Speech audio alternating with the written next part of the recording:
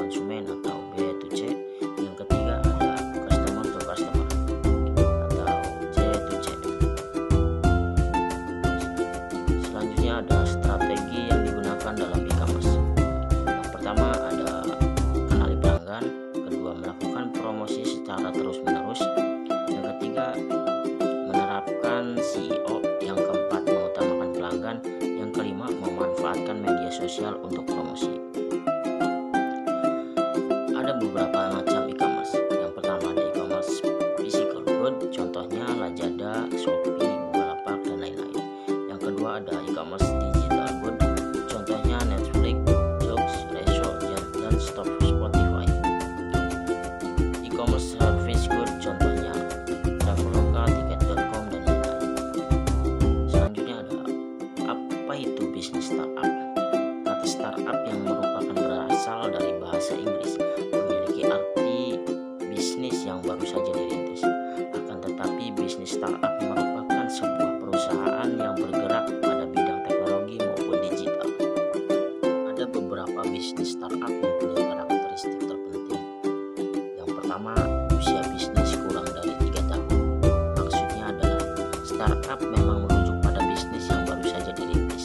Pada hal ini perusahaan yang disebut dengan startup adalah berusia kurang dari 3 tahun. Yang kedua, mempunyai inovasi dan keunikan ide. Maksudnya, inovasi dan keunikan jadi dasar terpenting dalam mendirikan.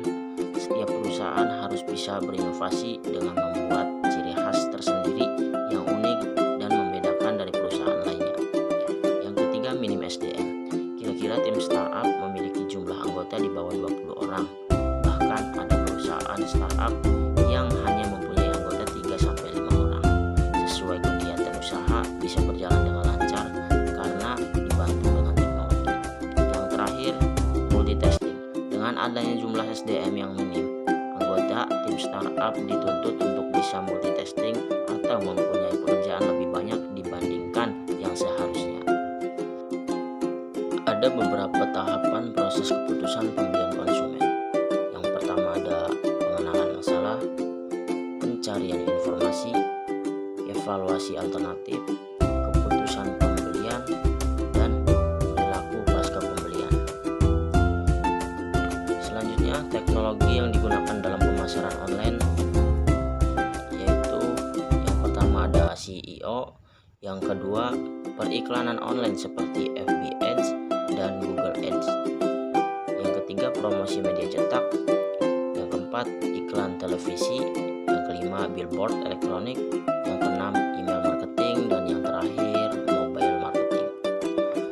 Membangun website e-commerce. Ada 4 hal yang harus digunakan dalam membangun website e-commerce tersebut. Yang pertama, siapkan domain dan desain website e-commerce yang menarik. Yang kedua, sediakan fitur belanja yang lengkap. Yang ketiga, skema berbasis yang terintegritas satu sama lain. Yang terakhir, metode pembayaran online yang aman dan mudah digunakan. Selanjutnya, hosting. Apa sih hosting?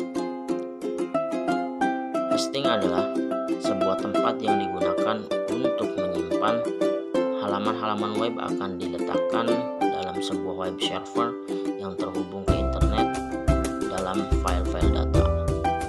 Selanjutnya ada 4 jenis hosting. 1. Share hosting. Yang kedua, virtual private server atau VPS.